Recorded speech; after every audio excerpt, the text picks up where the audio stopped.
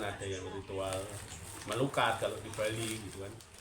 Waktu saya jelaskan itu di acara meditasi Samadhi Metta waktu itu, bukan berarti istilahnya kita meremehkan ritual itu ya.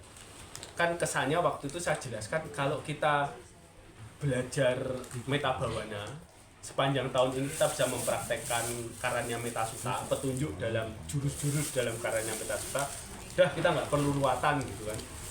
Itu ya benar. Dalam artian kan yang kita andalkan kan perbuatan kita kan setiap saat ini kan itu. Tapi kita nggak berniat mematikan ritual ya, atau mengecilkan makna ritualnya, atau mau bahkan mengabaikan ya, anggap ritual itu sesat, bahkan menyesatkan mungkin kalau orang kemudian cara pandangnya jadi ekstrim gitu. Saya kira di Buddha Dharma itu tidak ada pertentangan seperti itu dengan ritual. Itu perlu kita garis bawahi itu. Saya perlu ngomong ini lagi karena kemarin mungkin ada beberapa pertanyaan dari teman-teman. Lah, apakah lalu kita sekarang ini kan di wihara-wihara, di kelenteng-kelenteng masih banyak ritual itu kan?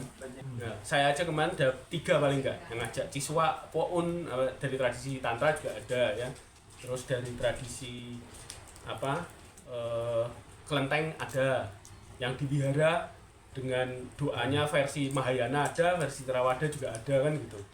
Ternyata kan berarti komunitas kita di komunitas Buddhis sudah tahu ada ajaran sutra tentang Karanya Metta Sutta misalkan, atau Manggala Sutta misalkan, petunjuk-petunjuk jurus-jurusnya nih di sutra-sutra itu, bagaimana menghadapi sepanjang hidup ini, sepanjang tahun itu tanpa perlu ritual sebenarnya kan gitu. Tapi toh tetap ternyata wihara melakukan itu kan, ritualnya kan. Ini kan kesannya kayak ya omongmu itu nggak konsisten gitu. Waktu saya cerita Karanya Metta Sutta itu jurus yang akhirnya bisa kita nggak butuh ritual gitu. Ini bukan ini beda urusan sebenarnya.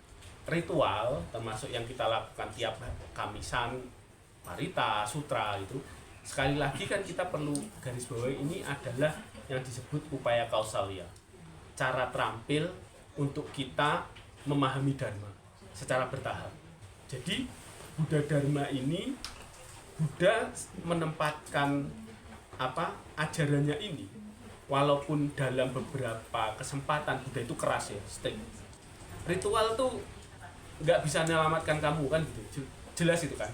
Buddha menyebutkan ini sebagai silabata paramasa kan. Kalau orang percaya bahwa ritual bisa menyelamatkan, bisa mencapai kesucian melalui ritual, itu omong kosong. Buddha tegas soal itu. Tapi Buddha juga tidak memusuhi ritual. Bahkan ketika misalkan ada kelompok petapa, lalu muridnya belajar sama Buddha, Buddha tetap menganjurkan kamu jangan meninggalkan tradisimu kepada guru-gurumu terdahulu, kepada leluhurmu. Lakukan ritual-ritualmu yang dulu. Jadi tetap loh. Jadi Buddha tidak memusuhi. Sejauh batasannya kamu jangan punya pemahaman keliru bahwa ritual itu akan menyelamatkan kamu.